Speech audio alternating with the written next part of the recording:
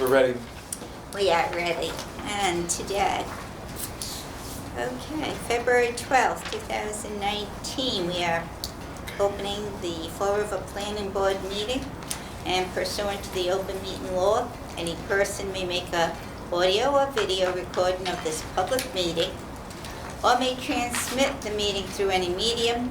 Attendees are therefore advised that such recordings or transmissions are being made, whether perceived or unperceived, by those present and are deemed acknowledged and permissible. Okay, we'll go with item number 1. Do you have one of these? I have an extra one. Can I borrow? I said, no, that's right. We'll share this. No, I do. I have an extra one. Oh, thank you. You can have it. Thank you, Thank you. Madam Chairperson. Okay. File number 19-1427. The location is 92 Harvard Street, Assessor's Map T6, lots 50 and 51. What the applicant is doing is they have actually 2 existing lots, lot 50 and 51. They're essentially, one of the lots is a lot larger than the other lot, so they're moving the property line more towards the center, and they're making the properties a little more equal. The zoning is the G district, which requires 50 feet of frontage and 5,000 square feet. Both lots exceed that requirement. They meet 61 and 64 feet respectively, and 7,625 feet for Lot A, which will be the vacant lot, and Lot B, which is 8,000 square feet with 64 feet of frontage, has the existing house at 92 Harvard. It is, I recommend to endorse it. It meets the requirements for the approval not required. Okay, and do we have a motion? Forgive me, but I'll make a motion to approve.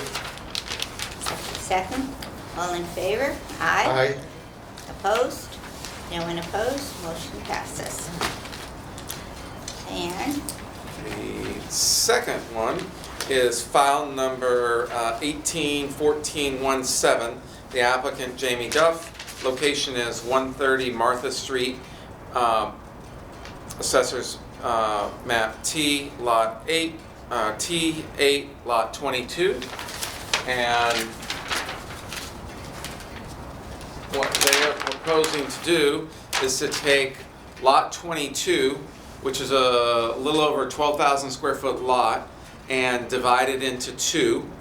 And it's in the G district, which requires, again, 5,000 square feet and 50 feet of frontage. It's actually 3 lots that they're going to divide it into. Lot 1 has the existing residence on it. It will be 8,004 square feet with 74 feet of frontage. Lot 2 will have 56 feet of frontage with 6,013 square feet. And Lot 3 will have 56 feet of frontage with 6,014 square feet, meeting the requirements. And Martha Street is a public street and is laid out. So therefore, it has access and it meets the requirement for approval not required. And Motion to approve. Motion to approve. Second. all in favor? Aye. Aye. Opposed? No one? Passes. And we have C. C. This one's a little different. Item number C, file number 19-1428. The applicant is AIS Realty, Real Estate Development Corp., Lucille Lane, Assessor's Map U23, lots 24, 25, and Lot A. This isn't an approved subdivision, and what the applicant is proposing to do is, and there's a chart that talks about the existing lots. They're proposing to alter the frontage on the 3 lots. Lot 24 and Lot 25 have existing houses on them and are under construction. Lot A is a pump station lot, So it's not considered a buildable lot for residential purposes, strictly for utilities. So it is exempt from meeting the zoning requirement. They're adding some backland from the larger 294,312 square foot parcel that they're going to be doing future development for. So it meets the I feel it meets the requirements for approval not required. It meets the area, the two buildable lots, which are lot 24 and lot 25 where the housings meet the frontage requirement and the area requirement.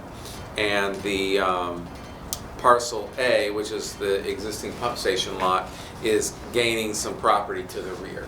So they're just adjusting property lines and altering the frontage ever so slightly. And the land in this area, is that going to be developed into more house lots? Well, it's a lot of it in the back is wetlands, Okay. so that larger lot would have to be developed from the upland side of it in the future. Okay. Now, do I understand correct that this do not have to go in the front of the zoning? No, it does not have to go in front of zoning because the two buildable lots meet the requirement. Lot A was approved through subdivision control as a lot for the city of Fall River for the utility for the pump station. And also that I hear correct that these lot contain hazardous material, and so is it? No hazardous material. Okay, No, existing foundations. okay. That's more like it. So, Okay. Okay. Any other questions? No? Do I hear a motion? I make a motion to approve. Second that motion. All in favor? Aye. Opposed? No one? Motion passes. And we have the approval of the minutes of the January 22nd, 2019 meeting. Were you present at that meeting? Yes, okay, so you, Okay. yes. Yes. I'm sorry. Just pay attention to something else. You I would need, approve it? I need a vote to approve the minutes. I'll second. I voted yes. All in favor? Aye. Aye. Opposed? Nay. And public input. Do we have any public input? No public input? And so item number 4, notice to planning board, and it's the issuance of Chapter 91 waterways, license number 14859. yeah. This is just for informational purposes, the Department of Environmental Protection issued the South Coast Rail Project what they call a Chapter 91 waterways license. Some of the South Coast Rail is on what they call filled tidelands, which is regulated by Chapter 91. The Planning Board, Conservation, and other city agencies by statute are required to be given notice when it's approved. And so this is just, this is just notice that it has been approved, and I recommend that you just accept it and place it on file. Make more permission to accept it? Second that motion. All in favor? Aye. Opposed? No one? And item number 5, adjournment. Should I smile on that one? Yes. Make motion to adjourn. All set. Adjourn. We're adjourned.